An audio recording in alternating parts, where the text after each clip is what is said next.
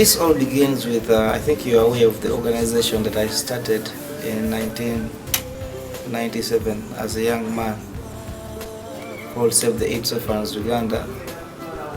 And we've been helping out different groups of widows that have lost their husbands due to HIV AIDS pandemic, families that have been affected and affected due to the pandemic.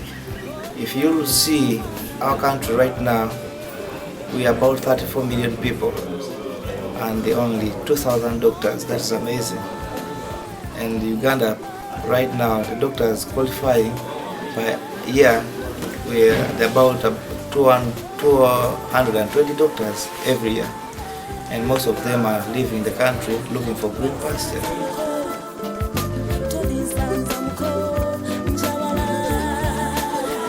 National population, 80% of the people are living in rural areas and 20% are living in urban areas, and 80% of the national doctors are in urban areas. So meaning the 20% of the national doctors are treating the 80%. So there's a big gap. If you go visit different hospitals, as I worked with Save the AIDS Orphans Uganda for many years, I went to different hospitals where I took some of my kids.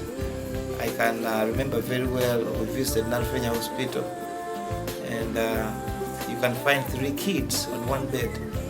So that really motivated me and moved me to see that we can build a health, we can build a hospital here that can render services to people that cannot really afford. Give best services, affordable services to our people here. We subsidize the costs so that people can afford to pay for the services, as opposed to going to different hospitals in Kampala. People can come from different areas. Kamuli, if you go to Kamuli, there are no good health there are no good hospitals. If you go to Mayuge, you go to Iganga, there are not so many good hospitals. So that really moved me to begin something here that our people in this community can come and have good services in this community.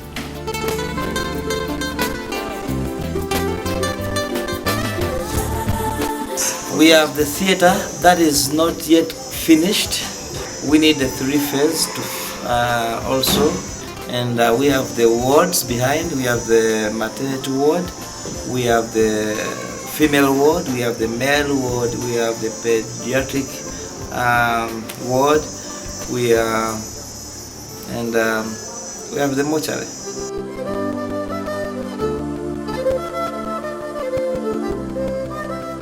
We register a lot of cases, but most prominent to say that we register a lot of malaria cases, a lot of bacterial infections given our community, a lot of worm infestation, and also the lifestyle diseases like hypertension and diabetes.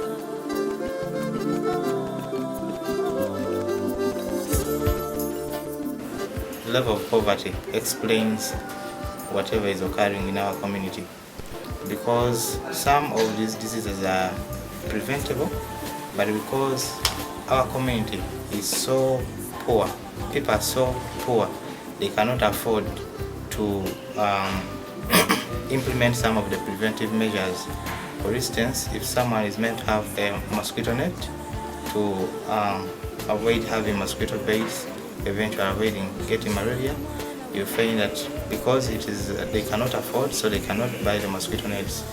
We cannot have people maintaining their own hygiene or maintaining a hygienic environment, because it also goes with a certain cost, like buying detergents and all that, and even affording water. In some families, you find some families getting water from very dirty places, sharing water with animals from swamps, and so poverty can explain every health problem that we have.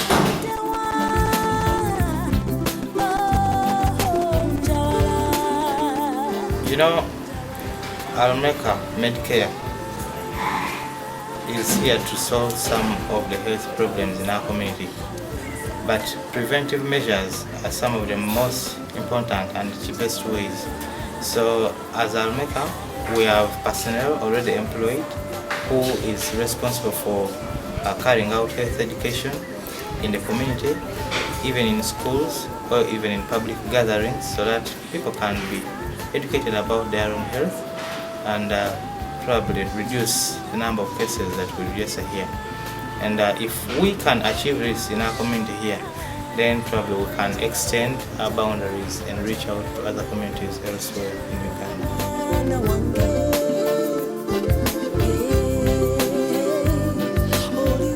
I have not thought about the health sector alone. I have also thought about the education sector. We have put up a school just nearby here called Victoria Junior Academy, because there are two things: education and health. We are really very poor. There is a war that is claiming so many lives of people, and the government is ignoring this war. So we have invested in education, we have put up a school, and we think 20% of the people or students that will be going to that school will be from orphans and vulnerable families, and then the 80% from the well-to-do families, and then the 80% from the well-to-do families will be paying for the 20% from the orphans and vulnerable children, meaning the school will be self-sustaining.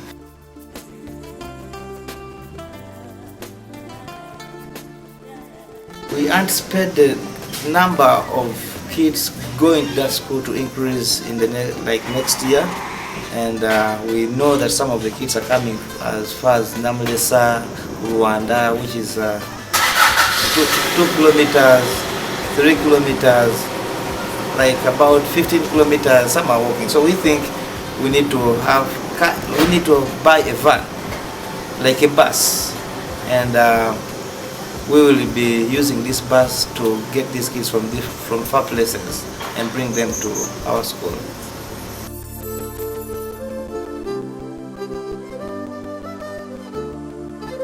Unique services like doing like orthopedic surgeries. We'll have a rehabilitation center.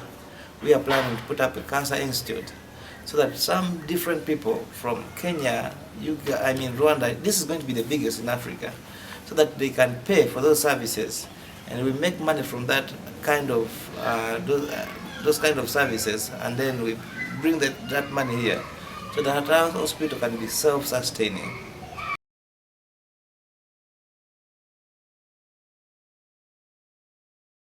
To have the ambulance, that's a big challenge.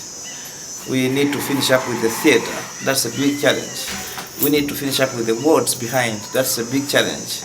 So you can give anything to make a difference. Anything that we give will make a difference. And we know that everyone who got where he started where he was.